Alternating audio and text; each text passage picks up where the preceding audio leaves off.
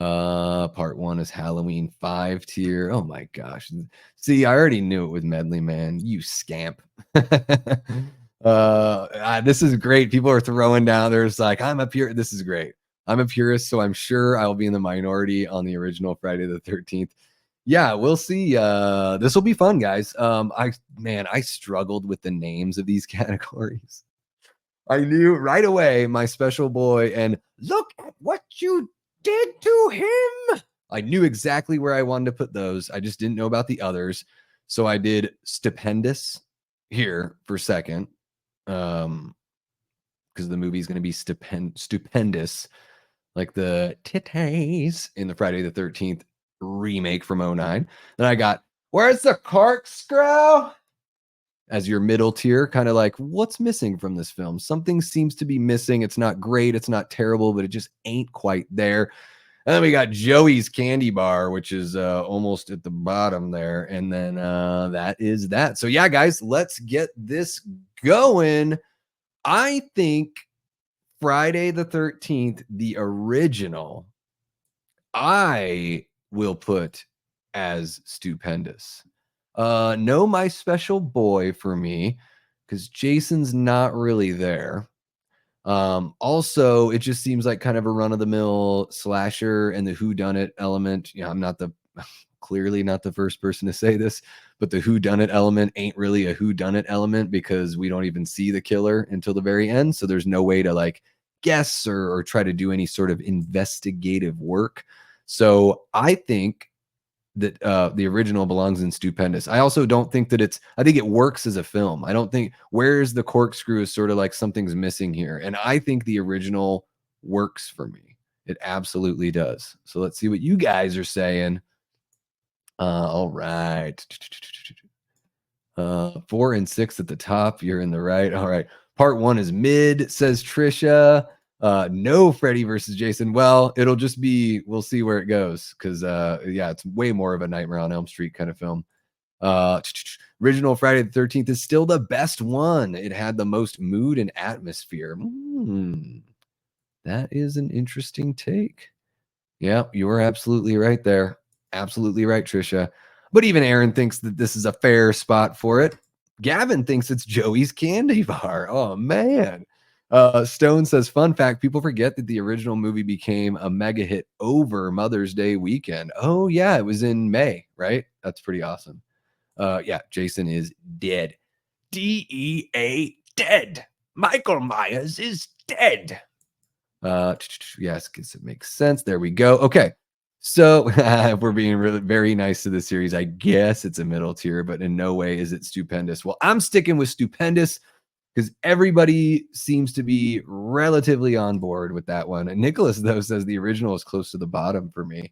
Yeah, I think in my ranking, again, guys, check out my Friday the 13th franchise ranking where I just rank them. It's a numbered ranking.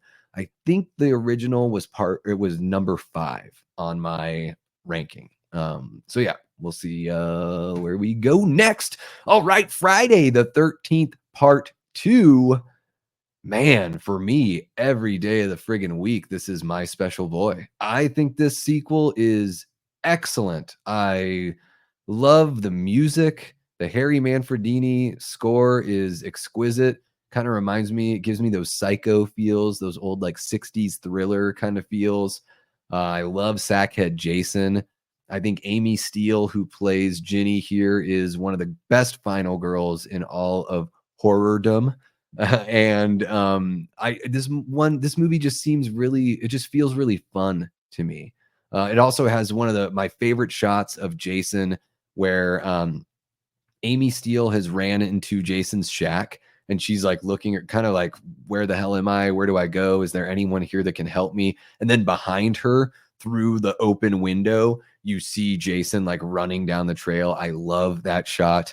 To me, Friday the 13th Part 2 is one of the best horror sequels of all time and one of the best films in the franchise. So it's my special boy every day of the damn week. Let's see where we go. Part 2 is where's the toilet? Yeah, the gross toilet in Jason's shack. Yikes. Part 1 is Where's the Toilet? Oh my god. My chunky Gina's just ripping these apart. Part 2 is more entertaining, saying what's up to each other. I love it. Mud says Joey's Candy Bar again. Woo! Gavin, you need start your own channel. It would be great, dude. You've got hot takes, and I know you've got reasons for them. So it would be really cool. I think a channel like yours, if you were ever inclined to do something like that, could be really, really fun. People love, like, I'm not much of a shit stirrer when it comes to like this kind of stuff. In my real life, I'm probably more of a shit stirrer than I am on YouTube. Stone says I've come around on part 2 on repeat viewings, but the first 10 minutes is still god awful in my opinion. Also, the baghead was never scary to me. Oh, it's an entirely subjective. Yeah, absolutely. And I mean, that's great that, I mean, acknowledging that I think is a big thing. Just like kind of knowing that, the way you feel about something is just the way you feel. Yeah. And I get it. The first 10 minutes, you could have just foregone that first 10 minutes for sure. I do think once the film gets going and everything, I like the characters, I like the kills. The nudity is top notch, maybe some of the best in all of horror. Yep. And Trisha's already talking about part 3. The bar is really freaking high. Gene says, I have no problem with not seeing the killer until the end of the first one. Well, it just would have been cool to see her, like, even if she's just in the diner at the beginning, some sort of like, she doesn't need to be a character that we hear, like, that has dialogue and interacts or anything like that. But it would have been cool to see her just at least once before the final act. Part 2 is my special boy, says Jamie. All right. Aaron says it's stupendous. Okay. You can't not put it above the first one, but it's not my special boy. Yeah, I think it is. I'm feeling really good about having this one as my special boy. Shit stirrer. That's right, Allie. Yeah, I think, like when I'm hanging out with a group of people and we're talking about like opinions on stuff, like if something like Superman Returns comes up, I love tearing into Superman Returns because it's a dreadfully bad movie and I can get like really into it on something like that. When it comes to horror, because I still enjoy the movies that like aren't good. Like for some reason, I still want to watch Jason Takes Manhattan once a year. I don't know. It's like, do I think I'm going to get something different? I think it really is just like, obviously the nostalgia. It's a comfort movie. A lot of these are comfort movies for me. They remind me of when I was young, and it's a little more like it's a bit of an escape, So I'll always go back and I'll be a shit stirrer about Superman Returns and Donnie Darko all the time. And we got Brooke Scarlett in the chat. What's happening, Brooke? Always great to see you, miss. Lovely, lovely. Stone says my favorite bit in part 2 is when Vicky's going up the stairs calling Mark's name despite his disability. Yeah, she kind of missed the mark on that one. Well, we should have a talk about that sometime, Allie, because yeah, that's a rough one. That's a really rough one. Love seeing all the love get spread around here. You guys are beautiful to one another.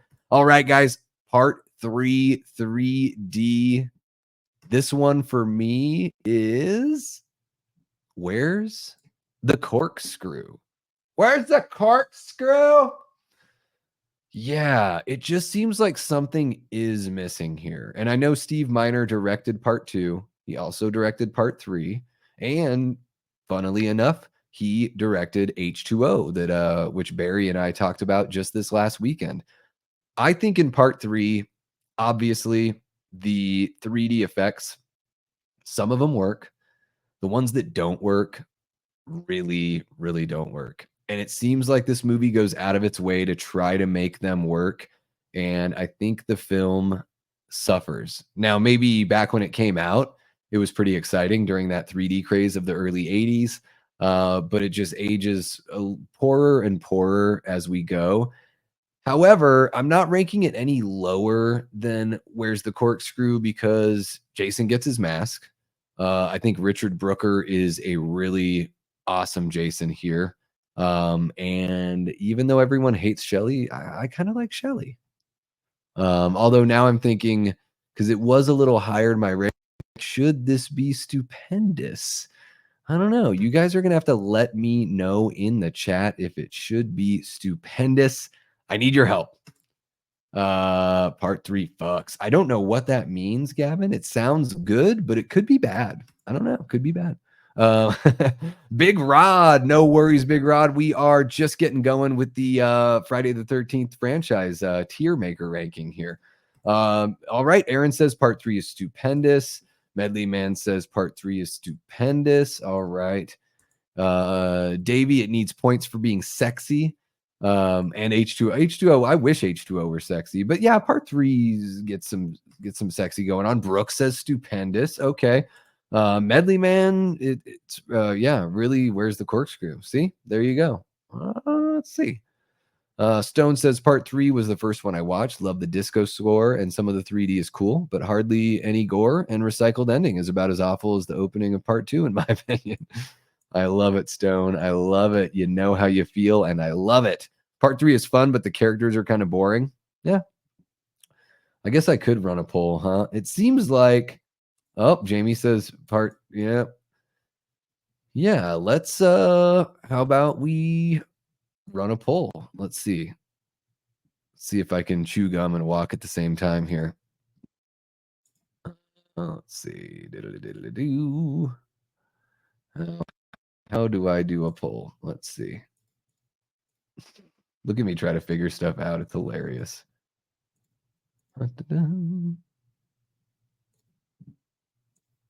There we go. Start a poll. Okay.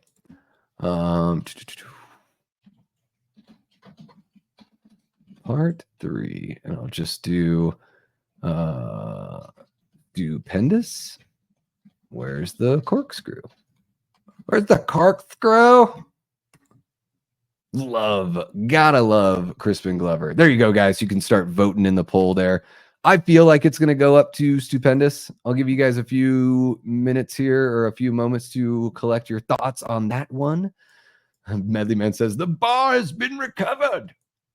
There you go. The disco theme makes it stupendous. I think you might be pulling me over with the disco. Yeah.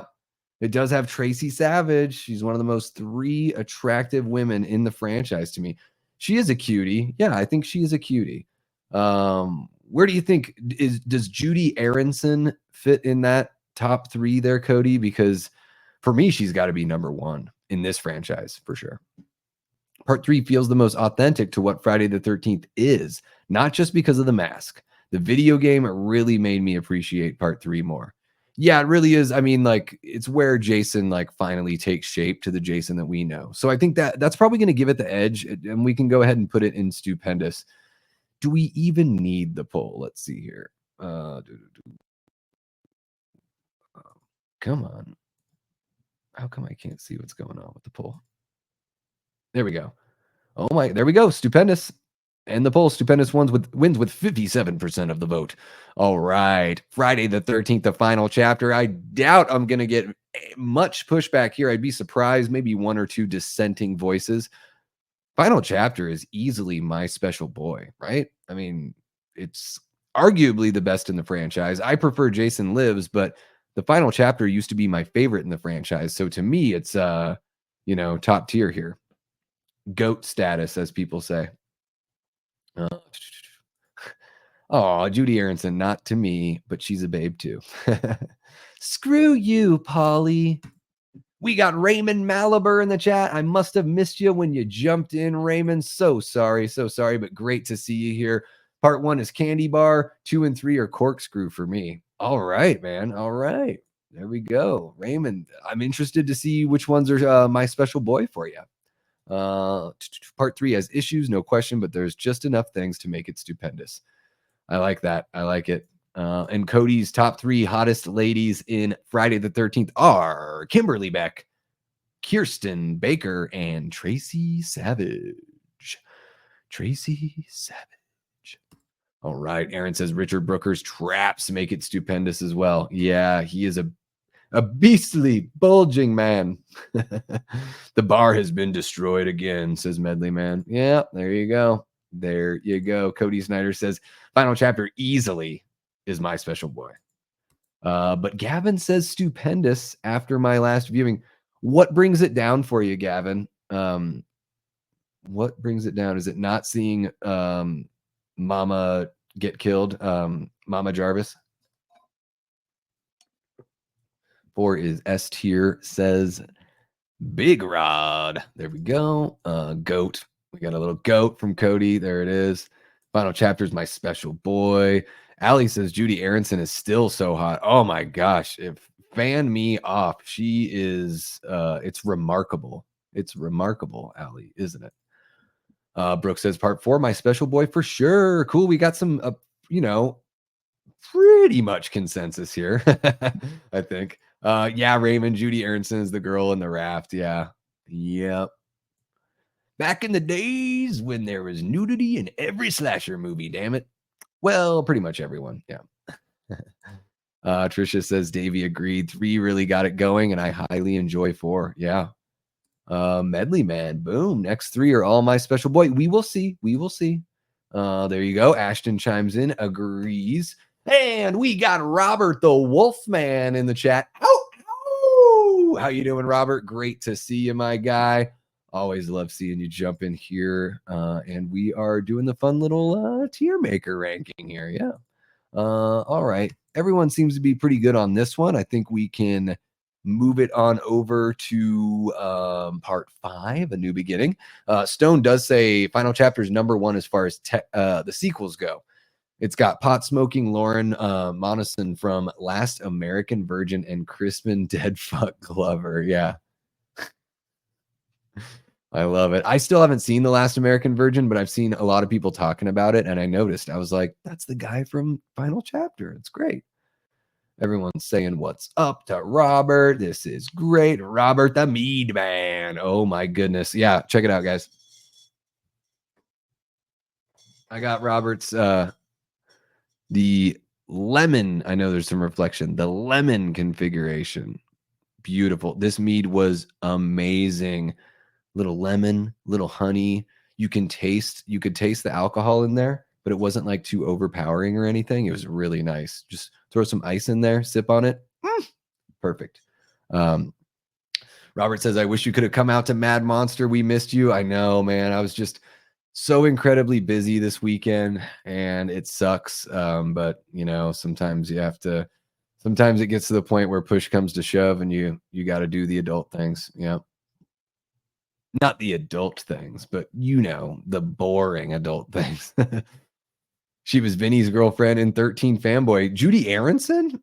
I watched it. I watched that movie, but I clearly need to rewatch it because I don't know if something distracted me or I just don't remember as much of it as I thought I did, but I need to rewatch it. So that's on the list. You just made the list. Davey, are you one who understands and is okay with the moving away from nudity in movies, or do you miss it / want it back? I mean, you know, it's just like depends on the movie.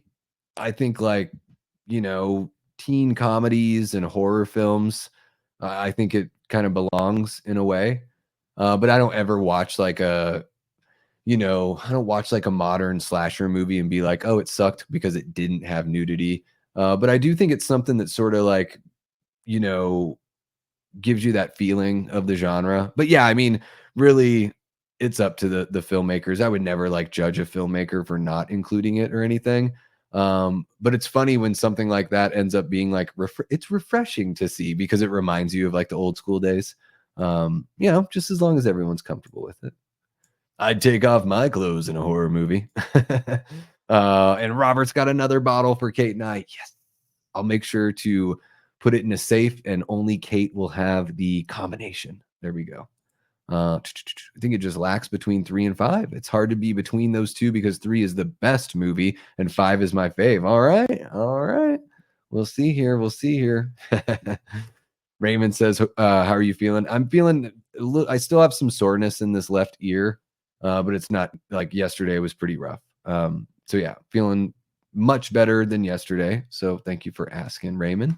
And yeah, let's go on over to part 5, A New Beginning. Now, for me, this one is Where's the Corkscrew, but it's not for the reason that you guys may. I think there's something missing here, and it's on-screen violence. Where the hell is the on-screen violence in Friday the 13th Part 5, A New Beginning? You see like everyone's boobs, but so many of the kills are cutaways or you see something after the fact. Even when is it Lana, the waitress, when she gets stabbed with the axe, I don't think you see it go in her. You see the axe like on the ground after. It's this weird kind of time where I know the MPAA was sort of cracking down on violence in these movies. And I do think that there's something missing.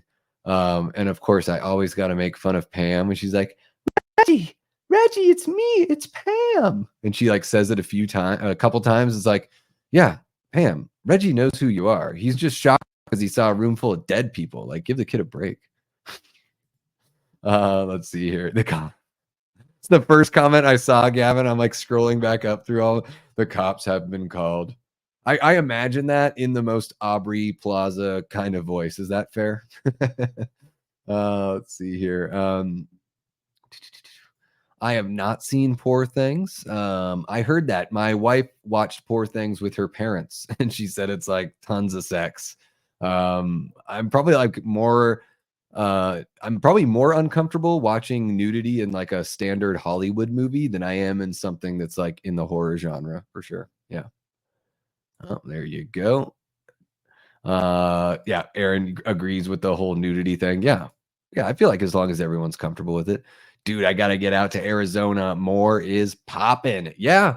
You got to get out here more, Big Rod. How far away are we? Probably just a short little flight.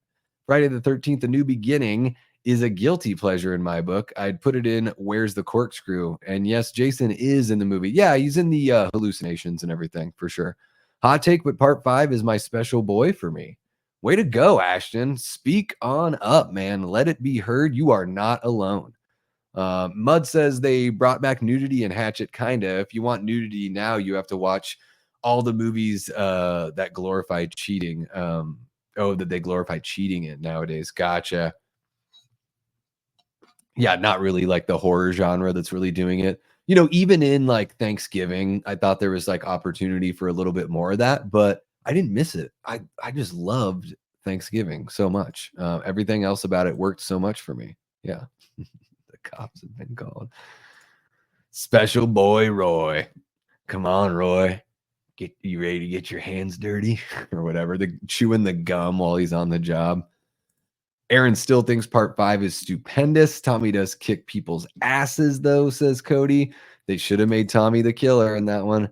Jamie says part 5 was the first Friday I saw in the theater. It remains the most memorable time I've ever had in the theater. That's awesome. Cody loves 5. So yeah, guys, should I bump it up from Where's the Corkscrew to what is it? To Stupendous? Let me know. Let me know. Medley Man says, you are biased. This is clearly a masterpiece. I don't think I'm biased, but you say that about me all the time, Medley Man. Did I hurt your feelings? Yeah, I mean bias as far as like I prefer that like in a slasher movie that the slashing not be tamed or cut out. Yeah, I guess that's a bias for me that when I go to see a slasher movie, maybe not every slasher because Halloween works for me because that's the whole tone of that original film is it sticks with that tone. And it came along at a time where, you know, even Texas Chainsaw Massacre, it was violent, but it wasn't bloody. But at this point, at the 5th movie in the Friday the 13th series, you're expecting certain things. And I feel like in part 5, some of those things are kind of neutered out of the film. Director Dan Steinman did A New Beginning and loved boobs. Yep. Yes. Oh, he did Savage Streets. Yeah, and I know he did a bunch of porn and stuff like that too.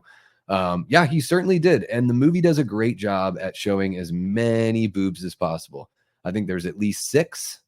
Yeah, could have made it an 8 and shown Ethel's. Just saying. Will you shut the fuck up? Ooh, baby. Ooh, baby. Hey, baby. Ooh, baby. All right. You guys want me to move it up to Stupendous? Let's see here. Everyone's getting the ooh baby going. There we go. Aaron says Reggie's scream is epic level, making the film stupendous. Okay, guys. You guys talked me into it. We're not gonna do Medley Man wants a poll, but we got to wrap this up within the next half hour. So I am just gonna scooch it on up to the east side. All right, Jason Lives. That's my special boy, and I don't give a damn what anybody says. Absolutely, Jason Lives. Part 6, Jason Lives is my special boy. For me, it is my most special boy because it's my favorite in the franchise. It wasn't my favorite until maybe the last 8 years or so, something like that. Really loved the final chapter for most of the time. Like part 2 and the final chapter were like vying for, first place for me for a long time. But man, Jason Lives, so friggin' good. So amazing. I don't even think we really need to like discuss this one. So let's move on to something else that we can, discuss a little more. This one, I think part 7, A New Blood, is the perfect fit for Where's the Corkscrew. I know some folks might want to put it in Joey's Candy Bar or Look at What You Did to Him. But this one more so than part 5 or A New Beginning, this one really had the gore stripped out because of the NKA. So I feel so bad for John Carl Buechler. Here, they finally brought in a special effects guy, a makeup guy to direct a Friday the 13th film. We get arguably the best looking Jason, just as far as like kick-ass cool looking factor goes, like this Jason in part 7 is incredible. Like seeing when I was a kid and I'd watch these movies on TV, it was probably my first favorite, the first few times I saw these just on cable. And of course on cable, everything's stripped out anyway. So I didn't even know, that the gore was taken out of the actual film. But seeing Jason's ribs and spine, the way his face looks, there's just such a great look here for Jason. And I do feel that the censors really cut the legs out from under this one. That's why it's Where's the Corkscrew. It has nothing to do with the filmmakers. Some of the performances are a little iffy here, but not all of them. Some of them really work for me. But yeah, I think this movie is like the definition of a mixed bag, unfortunately. So much potential. But it really goes down a notch for being pretty much edited for television other than Beebs. So right here, New Blood is special boy to me, says Raymond. Yeah. I totally get it. I have so much fun with it. And, from nostalgic purposes, like looking back at it, I totally hear what you're saying, Ray. Brooke says part 7 is Corkscrew. Stupendous says Medley Man. Stone says, sadly, part 7 is where the franchise plummets for me. It's not Buechler's fault. Just found it incredibly boring. Yeah. Yep. If only it had the gore. And the sad fact is they didn't even save those negatives. So there's no way to restore. Like they have like B-roll footage or something that's on that box set that I've got, that I think a lot of you folks probably have that box set, or at least some sort of those, those new releases they did about a decade and a half ago. Or what is it? Just a decade ago, maybe, the Blu-ray collection. So yeah, you can see like the really rough cuts, but there's no way they can restore them, unfortunately. Either Where You Got It or Joey's Candy Bar. Yeah. And Tina is pretty cool. I see what you guys are saying. I like the idea of Jason getting to fight somebody that's actually formidable for him. I really dig it. Of course, all of you Friday the 13th fans know, I'm sure, that originally this is when they wanted to do the Freddy versus Jason kind of thing. And it, the talks just fizzled out. So they still wanted Jason to be able to face somebody that would actually be a challenge for him and be able to sort of get him in the end, So I do really like that element for sure. As a kid, I really loved all the telekinesis. That I was probably watching this stuff at the same time that I was getting into X-Men and all that. So this was just like perfect, That would be a wild crossover movie, is like X-Men meets all the horror slasher villains. So you get like Michael, Jason, Freddy, Chucky, Candyman, you get all those guys, Leatherface, and you get them to all go Hellraiser or Pinhead from Hellraiser. You get them to fight the Marvel superheroes. That would be amazing. It is Stone. You're absolutely right. That's great. A mixed sleeping bag. That's hilarious. Raymond says Kane is my favorite Jason. Yeah, it's too bad he's in all these movies that are just like not very good. He is a great Jason. I think my favorite, CJ Graham. I love CJ Graham from part 6, of course. I really do love Ted White in Final Chapter and Richard Brooker. I think those are like my favorite 3. But Kane is the most consistent one. Yeah. Nicholas says, yeah, MPAA really does suck, and I don't remember 7. Yeah. Derek is my favorite, but we'll talk about him soon. Okay. Oh, Derek Mears. Yeah, he's really good. Jason Takes Vancouver. Yeah, there are 27 likes now, Nicholas. Thank you so much. Really appreciate that. Second favorite Friday Final Girl. All right, there we go. Jason Takes Manhattan. To me, this is look what you did to him. Because yet again, here we are with like most kills cut by the MPAA. I don't even think this one has real nudity in it. So again, cut by the MPAA. Wet ass Jason with a yellow mask. Weird. And talking about look at what you did to him. How about after the acid or the toxic waste, whatever the hell it is, the toxic waste breaks his mask off. It just looks like some middle school paper mache head. It is embarrassing and gross. And it just feels like such a missed opportunity here. This movie to me, it's just gross. The whole scene where Rennie gets drugged by the guys in the street right before they try to assault her. It's just, I don't know. This movie is just kind of off in so many ways. And, the fashion is pretty rough too. So I'll just throw that in there just to add insult to injury. Let's see what you guys are saying here.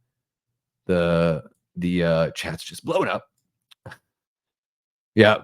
8 is look at what you did to him. Shit sucks. Everyone says I look like Wayne though, just because I have glasses and long hair. I think Wayne kind of looks like he's got like a bit of a Matt Damon look in this one. Which is funny to me because he's supposed to be, I guess he's supposed to be, at least he's not attractive to the bitchy blonde girl. So I don't know if they're trying to say that he's, supposed to be not the best looking guy, but I'm like, well, he looks like Matt Damon, and everyone thought Matt Damon was hot, at least, in those younger years. Big Rod like Kane in the Hatchet films, but as the father, he acted well. Big Rod, I have not seen the Hatchet films. I need to watch those. I know that he played the father there. Yeah, I got to check those out. Don't think we need to discuss part 8 any further. Jamie says, Davey, you should totally get Stone on late night. He knows his stuff like no other. Yeah, Stone, if you would be into appearing as a guest on my show on Late Night with the Davey, Wednesday nights live at 10 p.m. Eastern, hit me up with a DM. You can find my social links in the description below, so you can hit me up on Twitter or Instagram, whatever. And if you're interested in doing that, let's find a time that would work for you. All right, let's see here. Yep, everyone pretty much agrees here. So we are just going to keep it moving. Matt Damon. The only 2 things about Manhattan I like are A, Jason's look, and B, the soundtrack. Yeah, I think, I kind of ripped on the wet look and the yellow mask. It's cool that he has a unique look in this movie. I think the yellow mask to me is a little off-putting. The squishy stepping a little bit too. But yeah, I get what you mean. Like he does look like he's a true water monster at this point, which Jason really is a water monster. And in this movie, he feels like it more than he ever has before. And yeah, I do think the soundtrack's pretty fun. Got some fun kind of cheesy 80s stuff in here. Bitchy blonde girl got sort of naked. Yeah, I think you might see a little bit of cheek. A little bit. Yeah. Bitchy blonde cokehead girl. Hatchet films are fun. Okay. Yeah, I'll have to check those out for sure. Okay. All right, guys. Moving into... It's just Jason Goes to Hell, the final Friday. Can't call it Friday the 13th. Well, I can, but they couldn't. And I'm going to put this in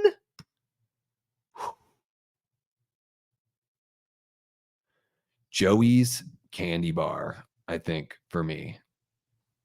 You know what? I'm going to do look what you did to him because they basically take Jason out of this movie. Except for the very beginning, the very end, Jason is pretty much, absent. It's more of like an Evil Dead film, more of like a demonic possession film than your typical kind of Friday the 13th slasher. And I know that was like the aim and everything, but if we're ranking these, comparing them to one another, then, the intention of the filmmaker doesn't really matter as much as like a, giving like a review of the film, so to speak. There are elements about Jason Goes to Hell that I really, really enjoy. There are some performances here that I love, some special effects work that is absolutely incredible. But even as a big Evil Dead fan here, seeing the Necronomicon and the dagger, the Kandarian dagger, it just seems out of place. It's something that would be like in a comic book, but maybe not be in a movie, especially if you're not really going to do anything, if you're not going to tie it with Evil Dead and by bringing Ash in there at that point. To me, the movie ages strangely. And man, the music is some of the worst music I've ever heard in a film because they're using this really cheesy digital synth that's like, it's like this odd place in the 90s where like the technology wasn't there for like the synthesizer to sound good or whatever voice they picked for the synthesizer. I really don't like it. And it seems like the credits, especially the next time you watch Jason Goes to Hell and you're watching the credits, pay attention to how dreadful the music is because it feels like you're being punished for something. Absolutely. Yeah, there you go. Jason Goes to Hell is not my favorite. Weird.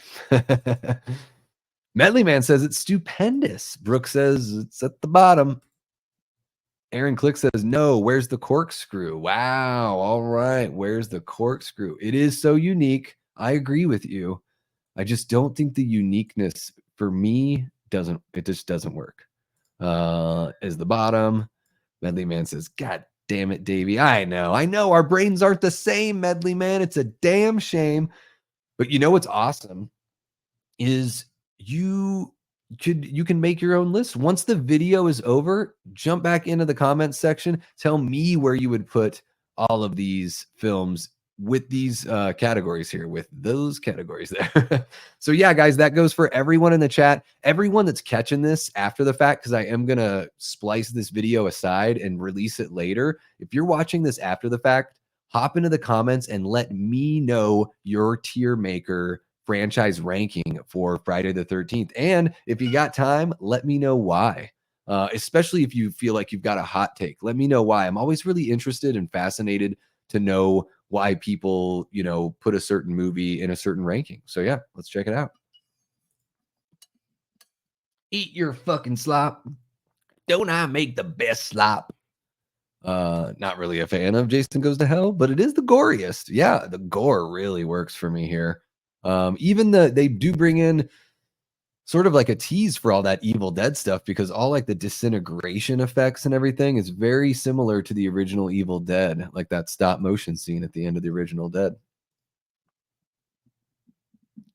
Oh, I haven't seen that one, Stone. I need to catch it. Can I watch those episodes anywhere? Is the Friday the 13th series, the TV series, is it on YouTube or anything like that? Let me know. I think we'll just go ahead and jump on over to the ranking again. Jason X. Whew. Man, my immediate reaction, everyone, is to put this in look at what you did to him. Because the movie just has such a low budget look. Kind of looks like a Star Trek Next Generation episode as far as the production value. It just looks kind of cheap, sci-fi TV show or something like that, like Sci-Fi Network TV show. But there are some great kills. There are some fun performances. Jason's got a pretty interesting look. I don't really, Uber Jason doesn't really do it for me, but the Jason look before that, I kind of like that look for Kane. And I mean, they kill a shitload of people in this movie. So I do think I gotta put it in Joey's Candy Bar. And I know some of you may be like, what the hell? But this movie, this is one of those ones, like I said, I can rewatch Jason Takes Manhattan. Every time I put on X, I'm like, can I make it through this one? But I do recognize it has elements that, are make it far better, in my opinion, than Takes Manhattan or Jason Goes to Hell. But man, it just looks so cheap. It's tough to like rewatch. It looks like some skin flick from Cinemax back in the 90s or something. um, Aaron says, go with your immediate reaction. Cody says it also has Cronenberg in it. That's right. David Cronenberg plays, I think, like FBI agent or something at the beginning of it. Gavin says Joey's Candy Bar. There we go. We're on the same wavelength, Gavin. See, that's the awesome thing about differing opinions is like you do find those commonalities. I'm not going to get all excited about Venn diagrams, but there's like that whole Venn diagram of fandom. Sometimes we just love that little sliver in the middle. And that's what unites us. All right. Ashton says, hear me out.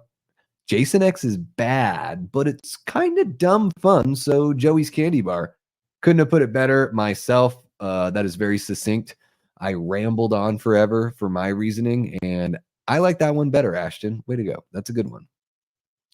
Jamie would put it Jason X in stupendous, great characters, and it's just good schlocky fun. It is that for sure. Stone has fun with Jason X, even though it's really stupid, the effects being atrocious. Love the fact that the ship is named the Grendel. Yeah, from Beowulf. Yeah, Grendel, isn't that Beowulf's mom or something like that? Or is it the villain? My God, it's been so long since I've read Beowulf, and I did not watch the movie. There we go. Joey's Candy Bar is generous, but okay. Allie Girl says Jason X is stupendous. Wow. And then Brooke says, look at what you did to him. Love that Betsy Palmer performance. Jason X has the most punk rock kill in any movie. Yeah, liquid nitrogen kill is pretty top. That might be the only thing saving it here from being look at what you did to him for me. Yeah, what can you do? What can you do? Alley Girl says Jason X Part 2 is going to be fire. That is Vin really doing that? Is he doing like an animated or a comic book, or how's he going to do that? And then Aaron Click says, looks like a sci-fi network original. Yep, exactly. Exactly. All right, let's jump in. Grendel was the villain. Okay, thank you. Yeah, I haven't read Beowulf since like senior year of high school, something like that. All right, jumping into the last two, which will wrap us up here. Freddy versus Jason. Oh, man. This one, for me, where do I put it? Where would you guys, maybe we should do a poll for this one.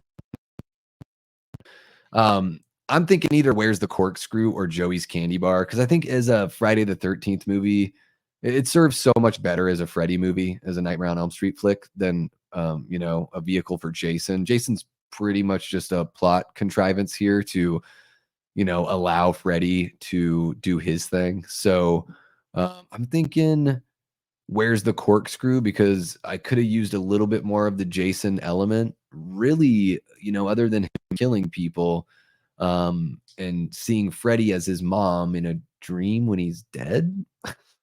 You do get the end at Crystal Lake, but then they also do that whole weird thing where when he's fighting Freddy in the dream world, he's afraid of water, which is completely bizarre because he's a water monster. So it's one of those things where it's like, I could go either way, Joey's Candy Bar or Where's the Corkscrew on here, but I know it's not Look at What You Did to Him, and I don't think it's Stupendous or My Special Boy.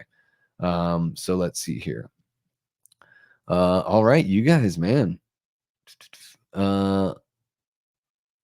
Ashton says Freddy versus Jason has its problems, but it's a lot of fun. Stupendous. Medley Man says in the middle. So Where's the Corkscrew? Not Stupendous. Jamie says Stupendous. Gavin can't decide on this one between the two that I said. Yeah, having a tough time. Brooks says Stupendous. All right. Stupendous as a Friday the 13th film, because remember, we're ranking them in comparison to one another. So, that's what I'm trying to give some parameters there, Brooke. But hey, if you think it's stupendous compared to all the other films within the Friday the 13th franchise, then more power to you. Trisha says the top. I agree with Ashton. All right. Stone says it's a tough call. It's okay for what it is. I have some fun with it, but man, there are a lot of flaws and ridiculousness. Yeah. And it does play like, I think when I watch it, it just really reminds me of that like '03, right? It was '03, just that early 2000s era where everything was just like a little too slick, a little too polished. Um, slashers didn't have the grit that they had in the 80s, any of that kind of stuff. Eli says, where's the corkscrew? And then back to Jason X Part 2. Ali says it's still just a really great Vinny idea. No solid plans. Well, I would trust Vincent DeSanti to do anything with Jason Voorhees. So if he wants to make Jason X Part 2, I bet it would be about 10 times better than Jason X. Absolutely. Joey's Candy Bar. Stupendous for Monica Keena and Catherine Isabel alone. Yeah, Monica Keena looks great in this one. And she's pretty good as an actress in here. She's okay. Top tier. Wow. Considering FBJ in terms of a Friday the 13th film as opposed to a Nightmare. Yeah, that's what I'm thinking of it as well. So yeah, I think because you guys everyone's kind of all over the place. So I think the fair place with this is where's the corkscrew? Smack dab in the middle. And then I'm gonna freak everybody out. I'm putting remake in my special boy. That's what's up. I think this movie is excellent. I think Marcus Nispel, I don't know how you pronounce it. Marcus Nispel does an amazing job at directing and bringing like brutality and force and feeling like the physical nature of the characters in his film. Remember he also did the Texas Chainsaw Massacre remake from '03. That movie is really visceral. You can, feel every little bit of the violence in that film. And he brings all of that over here to Friday the 13th, '09. The opening act is one of the best opening acts to a horror film I've ever seen. It's basically a mini movie right there, which is awesome to kind of get all those kills out of the way. You kind of get to know, the villain a little bit. For folks, maybe that was their first time seeing a Friday the 13th movie, or maybe that was their first one in the theater. Kind of gets you up to speed and puts you right in the vibe of what you're about to see there. I know a lot of people rip on the characters here and say that these characters are terrible, garbage, et cetera, et cetera. Well, it's Friday the 13th, so go back through all the other films, and yeah, you're going to find like cool characters and good characters and all that, but man, it's just kind of like the slasher trope that a lot of the characters are throwaway, annoying or borderline annoying, and really horny, young, and stupid. So that stuff doesn't bother me at all. Actually, I think that, in my opinion, helps elevate this movie as a Friday the 13th film.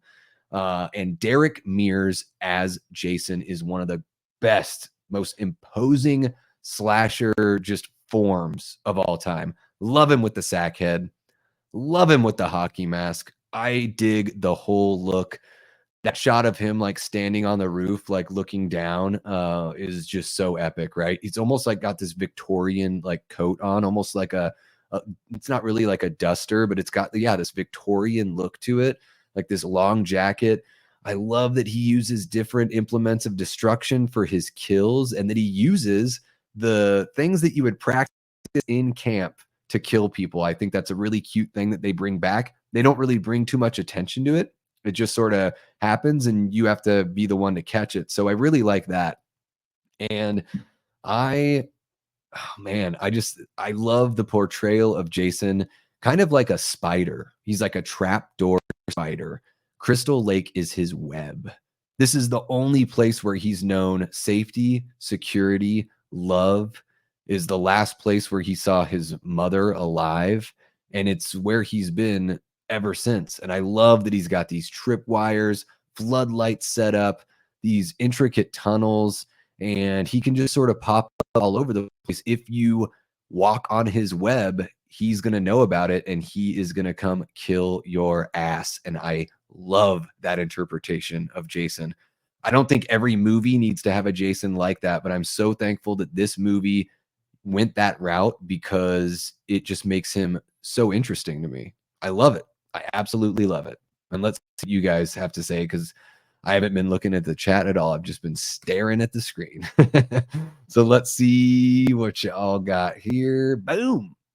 Ashton says, '09 is my favorite. It was the only one I've seen in theaters, has my favorite Jason and great kills. My special boy for me. Yeah, me too, man. My special boy. There you go. Brooke says, my special boy. Trisha, I agree with Jamie wholeheartedly. I've seen Freddy versus Jason 100 times. Oh, what did I miss that Jamie said? Oh, she said, I don't get sick of Freddy versus Jason. I can rewatch it over and over.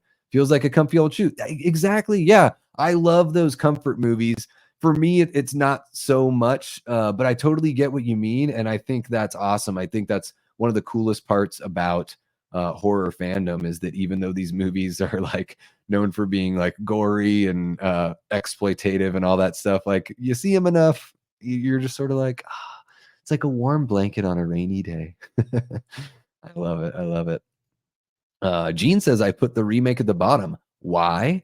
Every character in the movie is so bad, and Jason takes a hostage. Yeah, well, he thinks he's like confused, right? Because Jason's in this version, you know, of course, he's been able to set up all these tripwires and all this fun stuff. But there is something going on with his mental acuity here. So he's really not all there. And he sees Amanda Righetti's character that looks so much like his mother. They make that point. So it's this association thing. That's why he like doesn't kill her because there's this confusion. Is this my mother? Is this like I thought this person was trespassing? Am I just keeping my mom safe? So you can see it as a hostage or as him wanting to keep her safe because it's the closest thing to love and comfort that he's known since his mother was killed. Trisha says remake is awesome. Friday the 13th 09 is stupendous for me, but nice tier choice, Davey. Thank you, Stone. I appreciate that, man. Yeah, this was these are always really fun to do, especially just kind of bouncing them off you guys and getting your opinions and everything like that. So yeah, these are always really interesting. And again, like if you listen to my ranking, I think I probably have the remake in the middle. It might be top 5, it might be number 6. But I do think, you know, again, comparing them to each other and doing the tier maker, which to me is a whole different flavor of ranking, I think it's really appropriate here at the top. The remake is hot. Oh, yeah. What kind of funny guy dresses up in a Christmas sweater anyway? Only she didn't say funny guy. Oh, yeah. An ugly moment in Freddy versus Jason, which apparently wasn't in the script. It was just something that they improvised there, you know, right at the moment. Stone says '09 remake is definitely the most underrated. I love it. Yeah, I do think it's underrated. I think out of all those remakes that came out, this one and the Texas Chainsaw Massacre are the two that I like. I don't like the Rob Zombie '07 Halloween remake, and I really don't like the A Nightmare on Elm Street remake. Medley Man says easiest my special boy ever. Yep. Aaron says it's Joey's Candy Bar lacks the personality of those core 80s entries. I would say I don't know how many times you've seen it, Aaron, but maybe give it another shot. I mean, yeah, it is a modern film, but I don't remember like cell phones really being a thing there. It just might be like the fashion and all that kind of stuff that, you know, gives it away, but it looks like it could take place like in another decade. I would say, you know, depending on how many times you've seen it, maybe just give it another shot this spooky season. See what you think. Oh, my Ziggy wouldn't bring the remake up. Sorry. Remake would be my special boy for me, but they saved the wrong final girl. Yeah, I think that's like a kind of a cool little move they made there. You know, not really. They do the switch out on the final girl. I kind of dig that. Very shocking moment, you know, every time you watch it. Stone says right there with you, Raymond. That was my one complaint. Oh yeah, the final girl thing. Yeah, yeah. There we go. Brooke says yes. Derek Mears is fire. He's amazing. He is amazing. Stone says maybe his favorite Jason. Hot take or not? Yeah, really damn good. It's a friggin' shame we didn't get more. You know, we should have gotten more with Derek Mears for sure.